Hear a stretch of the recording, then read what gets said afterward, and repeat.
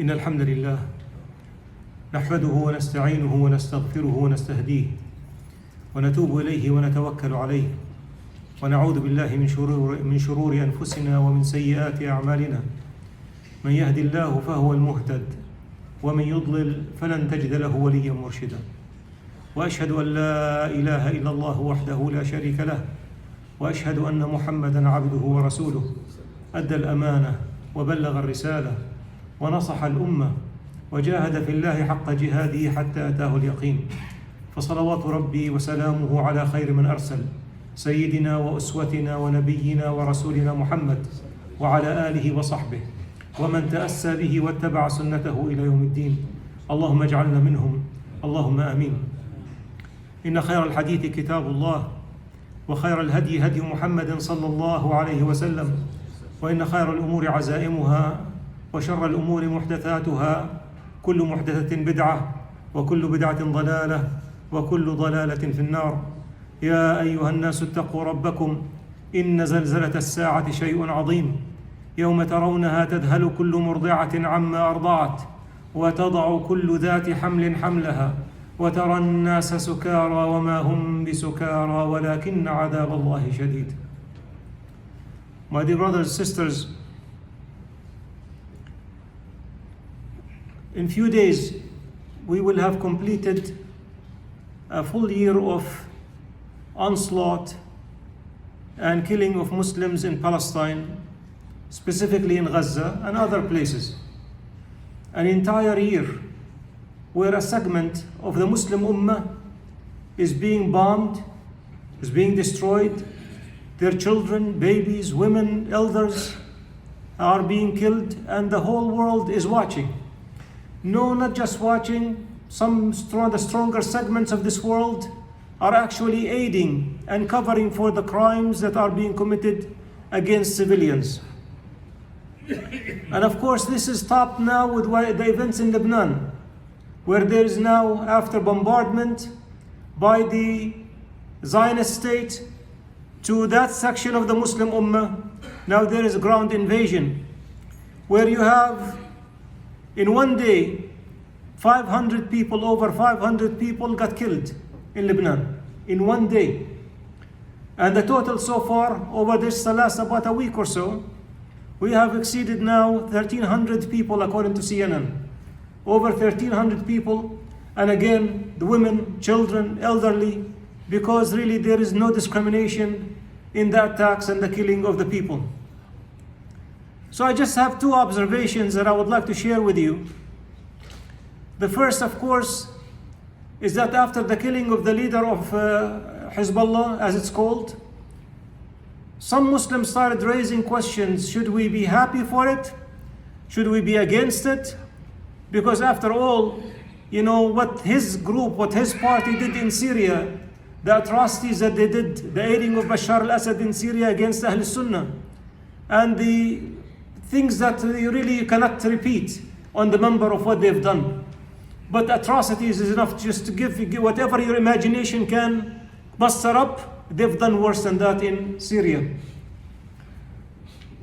And some people say that, well, he is in the resistance movement, quote unquote. He is part of the resistance against the occupation. And I do not want to really get into what the Hezbollah is and what it's not. But all I'm saying is that the focus should not be shifted from the attackers who are attacking and killing of Muslims and civilians to the issue of Shia and Sunni, and whether this is a Muslim or not a Muslim, or all of this is a side discussion in comparison to what is going on right now. This is not the time for this to bring up, because now you are being attacked and you're being bombed. You're the women and children under the rubbles, and anybody who watches the social media or watches TV, sees the news, he knows what I'm talking about. That is the issue, not whether the Shia are Muslims or not Muslims. Should we be happy for Nasrallah to have been killed or not being killed? All of that is a side discussion. All of that is a side discussion. But it suffices to say, aside from Shiism, he is part of the equation. Him and his party and Iran are part of the equation to maintain the dominance of Israel in the area and to make sure that actually that Palestine is never liberated. So it is not a matter of a religious matter, but a political role that's being played in that region. But the other thing, and that the people who felt sorry because they were supported him, mainly a lot of the Palestinians and the Muslims from Palestine did that. Because of the long occupation of Palestine, the knee-jerk reaction became that if they declare, even verbally, if they talk against the occupation, we will support them, regardless what they are. As if the motto or you'll hold the hand of the devil, the shaitan, just so that you get to liberate Palestine. Well, shaitan is not going to liberate Palestine. Palestine is Ard Mubarakah. It is a blessed land. And can only be liberated by blessed people. People who are sincere to Allah subhanahu wa ta'ala and His Messenger sallallahu alayhi wa sallam. Those are the people who will liberate Palestine. The honor of liberating Palestine is going to be for the caliber of people like Salah ad-Din al-Ayyubi.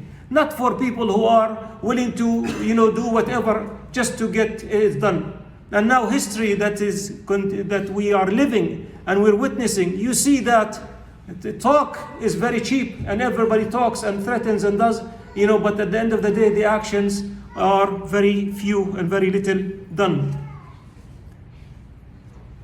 So you have 500 people got killed in one day in Lebanon. You have 1,300 total. You have 1 million Muslims, 1 million people who moved from Lebanon, from their houses to different areas, hoping not to get bombed, and sure enough, to be bombed in those areas as well. As if we are watching Gaza in Lebanon.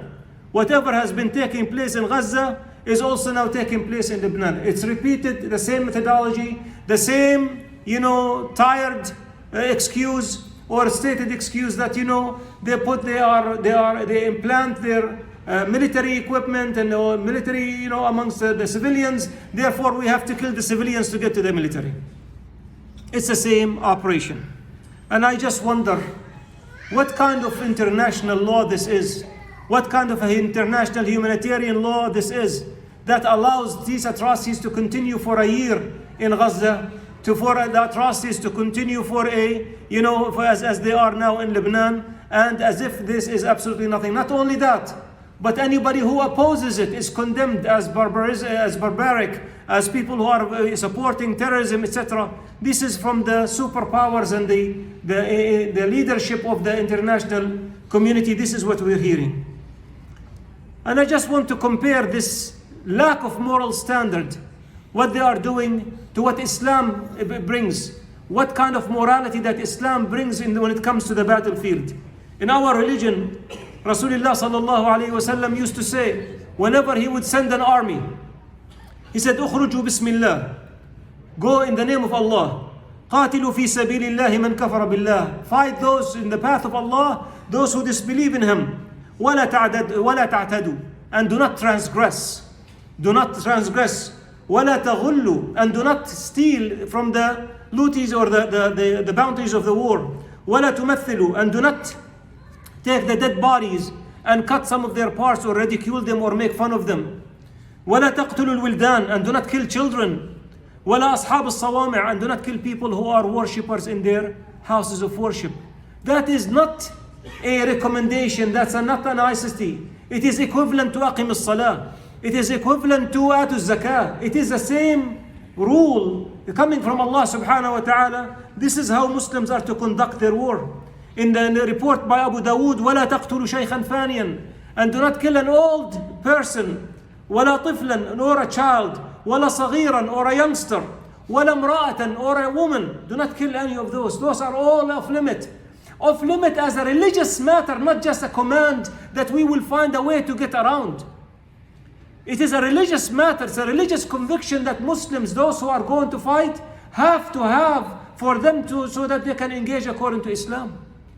That the Muslims do not target the civilians. They do not target the elders. Do not target the needy. Do not target houses of worship. Do not do any of that. Where is that if you compare it to the army? Really, it is sad to hear when you hear they're the most moral army in the world. They describe themselves. How do you consider that when they are not out for the path of Allah, but they are out to steal the lands of others, knowing that they are stealing lands from others? Where are they when, what kind of a morality? When they go to the houses that have nothing to do with the fights, the people left their houses, and they go destroy the houses from inside. And they rob the houses, whatever, the women, the children, the gold, whatever is left in the houses because the people ran away, they will take it and steal it. How about the people who make, they ridicule the people who got killed. They actually dug up the graves of the people and they ran them with bulldozers. They killed the children and the women. They violated their honor. They raped women, they raped children, they raped men. They left nobody from their evil. This is what we are talking about by the most moral army in the world. They killed the reporters, they killed the aides, the doctors. Anybody who has nothing to do with the fighting was targeted, and it is not something that is said by a Muslim. They were targeted. This is something that is said by the human rights organizations, from Israeli human rights organizations to UN human rights organizations, Human Rights Watch, you name it. Look at that. They are targeting reporters, targeting aid workers, targeting doctors, targeting hospitals, targeting children. Doctors reporting that they were seeing children with sniper shots to the head. Children, infants, got the same fate. This is the kind of morality that they are doing. And it is not to say this is the Israeli army. How about the entire Western world, from Europe to the United States, who stand behind them and who cover for them and who find that they are doing it to the best that they can, and things are tough. And now may Allah subhanahu wa ta'ala help the people in Lebanon, from the land invasion. Because again, this is not the first time that Israel goes into Lebanon. They went in 1982, and massacres, not the least of them is Sabra and Shatila, as well known. The massacres and the atrocities that were committed in Lebanon are very well documented. They are on Wikipedia. You can look them up. For us Muslims, even on the land, this is not just the Rasul Sallallahu Alaihi Wasallam commanded. Even on the times of the Ayyubids and the time of the Zenkis and the time of the, at that era, the era of Salah ad-Din, you're talking about almost 500 years after Rasul Sallallahu Alaihi Wasallam. Do you know that we're talking about people walking into their people's houses and stealing their money and stealing their, and destroying their homes? At that time of the Zenkis and the Mamluks, it was not allowed for any soldier, Muslim soldier, to eat from the land that they were attacking, without paying for it. And the punishment for you doing it was death execution, capital punishment. That you do not take food from the people, you do not take aid from the people without paying for it. This is how the Muslims is the only group of people who history has not recorded that they went into a land and they raped and they pillaged and they stole, and the Muslims, we do not have that in our history. So it is not just that the Rasul Sallallahu Alaihi Wasallam commanded us not to do it, but actually Muslims kept it. Actually, Muslims kept it throughout history. Now, were there violations here and there? Absolutely. Individual violations, yes. But they were not they were not the pattern of behavior. But I can cite, the pattern of European invasions, that it was a pattern. The killing of civilians and the women, the children, targeting, all of these things were patterns of behavior in the Western civilization, and now, of course, in the Western extension to them in the Muslim world. In our religion, in our deen, in our Islam, and alhamdulillah for the ni'mah of Islam. Abdullah bin Abbas radiyallahu anhu said that the Rasul sallallahu alayhi wa sallam said, "Man ammana rajulan ala damih, thumma qatalahu fa ana bari'un min al-qatil wa in kana al-maqtulu kafira." This is reported by Al-Bukhari. That, if you give the person their safety, you're telling them that you are safe, nobody is going to harm you. And then you go turn around and you harm them. Then the Rasul Sallallahu Alaihi Wasallam says that he has nothing to do with the killer, even if the one who is killed is a non-Muslim. وَأَوْفُوا بِالْعَهْدِ. This is in our deen. Fulfill your promise. How about now what we hear? When you tell them this is this area is a safe zone, go, you will be fine. You will be untouched. To go and get killed in the safe zone. And then till you move again to another safe zone, to be shot and killed in the second zone. It doesn't matter what zone, there is no safe zone. And there is no keeping of the promise that was made to them that you'll be safe. In our deen, in our religion, in Islam, we are commanded not to destroy for the sake of destruction. Just to go and destroy a house, a building, a tree, just for the sake of production, is haram. It's not allowed. Listen to Abu Bakr as-Siddiq radiallahu anhu when he gave his advice to Yazid bin Abi Sufyan. And the Khalifa used to go with the army to the boundaries, to the outer skirts of Medina to see them off when they would send, and in the way he would give him his his advice or his requirements. When he sent him to Sham, to Syria, he said, you will find people who restricted themselves to Sawami', to the places of worship. So you will find people who are restricting themselves to the horse of worship. Leave them as long as they are in their worship houses. And do not kill an older man, an older person, or a woman, or a newborn. And do not destroy a structure. وَلَا تُخَرِّبُوا عِمْرَانًا. Do not destroy a structure. وَلَا تَقْطَعُوا شَجَرًا. Do not cut a tree. إِلَّا لِنَفْعٍ. But for a benefit. You want to cut a tree because you want to start fire, for warmth, for something like this. Okay, cut a tree. But you do not go cutting trees, just for the sake of cutting trees. وَلَا تَعْقِرَنَّ بَهِيمَةً إِلَّا لِنَفْعٍ. And do not kill an animal, but for benefit. You are not allowed to kill an animal just so that because you are practicing shooting on an animal. You want to eat, kill the animal, okay, that's something. But it has to be for benefit. But it cannot be just for pleasure. وَلَا تَحْرِقُنَّ نَخْلًا وَلَا تُغَرِّقُنَّ. And do not burn palm trees, and do not overflood it. وَلَا تَغْدُرْ. And do not be treacherous. Where people trust you with something and then you go and stab them in the back. وَلَا تُمَثِّلْ. And do not, when it used to be a practice in the Jahiliyyah, that once a person is dead, they would cut his ears off, he would cut their tongue off, etc., etc. And this was haram, this is haram in Islam. وَلَا تَجْبُنْ وَلَا تَغْلُلْ. And do not be a coward, and do not steal from the money or the spoils of war. This is reported by Al-Bayhaqi. This is our deen. Now you look at what they did, what they did in Gaza, and what they are doing now in Lebanon as well. In Gaza, they've destroyed universities, and now we're not talking about bombing them. We're talking about demolition, meaning that the army had to go in, make sure that it had to be cleared. They put their bombs in there and then they detonate them. So there's nothing in the land, there's nothing in the building, so why are you destroying it? Just for the heck of it. Why are you destroying a masajid? Why are you destroying a church? Why are you destroying any of this? It is because of the heck of it. This is haram in our deen. We're not allowed to do this. And you find them doing it over and over. Ruining the water. They have no fresh water. So you go to the main source of water and you spoil it for the people. And these are civilians. Most of the 2.3 million people in Gaza are civilians. They are not Hamas. They're not resistance fighters. They're civilians. When you destroy the water, what happens then? The same thing, starving people. And now you have two agencies from the government agencies coming out with their reports. Now we find out in May that Israel actually intentionally starved the people and prevented food from being passed through. From allowed to, again, why would you do that to civilians? Why would you do that to civilians? In our deen, this is not allowed. How to treat the prisoners of war. Allah Ta'ala tells us, and we recite it often, وَيُطْعِمُونَ الطَّعَامَ عَلَى حُبِّهِ مِسْكِينًا وَيَتِيمًا وَأَسِيرًا.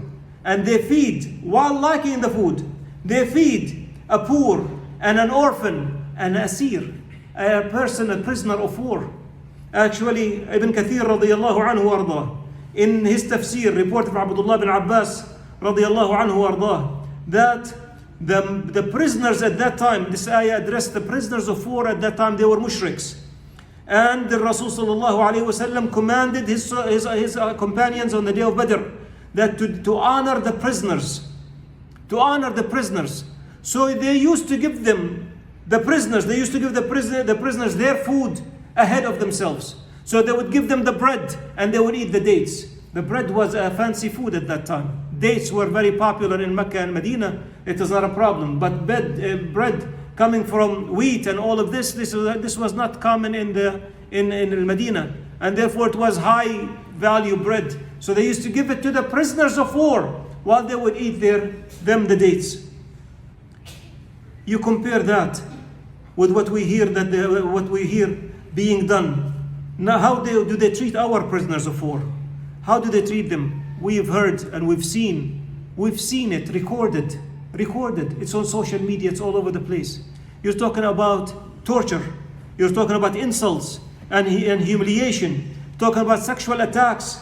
Well, not only in now with this attack, from the days when Iraq was invaded, in Guantanamo Bay, in Iraq, in Abu Ghraib, in Bugram, in Afghanistan. This is something common. That's what I'm saying. It's a pattern. The way we are required to treat our prisoners, and the way that they treat our prisoners. In history, it tells us that Salah ad-Din, rahimahullah, when he was fighting against the Crusades, and he was hitting them with the catapult. So he was hitting them, and he got the news. The spies told him, this section of the castle, actually they have a wedding. So what he stopped the firing of the cannons, his weapons, and he sent an envoy to the Crusaders, telling them, we are not going to attack this side. Let them celebrate their wedding, and we will resume when they are done. To give them just the ability even to continue. Because the point is not to destroy. It's not just to kill for the sake of killing. But this is what we are seeing now.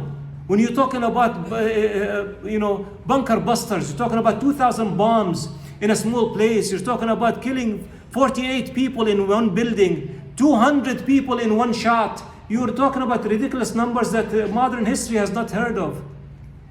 And all of this, and they talk about moral superiority. Alhamdulillah ala ni'mat al-Islam. And may Allah subhanahu wa ta'ala protect the Muslim ummah and protect us from their evil. Allahumma ansur al-Islam wa a'izz al-Muslimin. Inna Allah wa malaikatahu yusalluna ala nabiyyi ayyuha alladhina amanu sallu alayhi wa sallimu taslima. Astaghfirullah.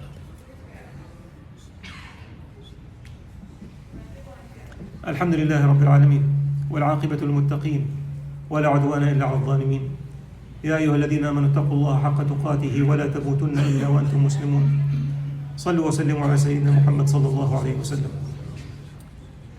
My dear brothers and sisters, when the question of international law came up in discussions amongst politicians and academians, and where is the international law of this, all of that's happening? So they said the international law was written for the global south, not for the global north. The world evidently is divided in two sections. The global north, and that is the industrialized world, Europe, the United States. These people are in the industrialized world, and these people are the global north. But Africa, the Middle East, the rest of the world, who is not European, who is not from that heritage, who is not from that industrialized, you are the global south. So in other words, these laws are made for these people, but they are not made for the other people. And that's why when these other people commit all kinds of crimes, who is holding them liable? Who's holding them, accountable to what they are doing? Absolutely none. Just to give you an example, over 1 million people got killed in Iraq, in the invasion of Iraq. 1 million people. And before the killing of 1 million people, there were 500,000 children who died as a result of the embargo that the United States enforced on them. And when the Secretary of State, Madeleine Albright at the time, was asked, was it worth it? You have 500,000 people. She did not say, no, 500,000 people got killed, or died because of starvation. We're talking about, she said, she acknowledged the number. And she said, yes, it was worth it. 500,000. This is the people of human rights and the people of the international humanitarian law and all of that. So 1 million people got killed.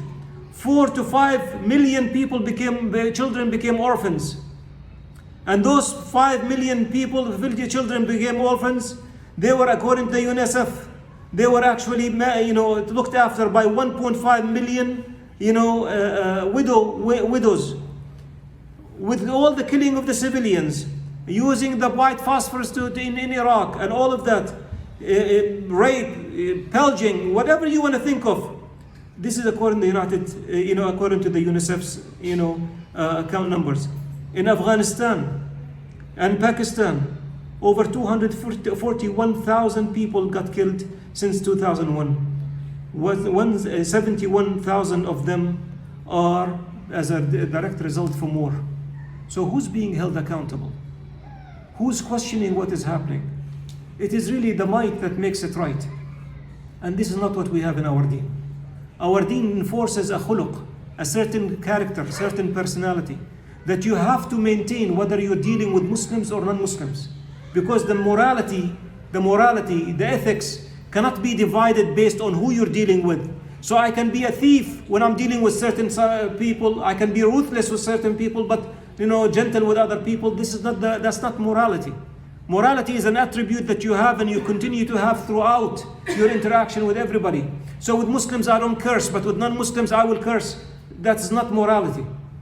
And for us Muslims, whether we are on top or we are on the bottom like we are right now, we have to maintain our morality, because at the end of the day, it is part of who we are and part of our identity. May Allah Ta'ala protect Islam and protect the Muslims. And may Allah Subhanahu wa Ta'ala protect the lands of Muslims. And may Allah Subhanahu wa Ta'ala enable the Muslims to defeat their enemies and the enemies of Allah and His Messenger. And may Allah Subhanahu wa Ta'ala unify us, unify our hearts, unify our leadership. And may Allah Subhanahu wa Ta'ala make us the best ummah that's out to mankind. Allahumma a'izzana bil-Islam wa a'izz al-Islam bina. اللهم اجعلنا ممن يسمعون القول فيتبعون احسنه. اللهم اغفر لنا ذنوبنا واسرافنا في امرنا. اللهم لا تسلط علينا من لا يخافك ولا يرحمنا. اللهم انت نعم المولى ونعم النصير. اللهم انك انت نعم المولى ونعم النصير. اللهم انك انت نعم المولى ونعم النصير. فعليك توكلنا وانصرنا على القوم الظالمين.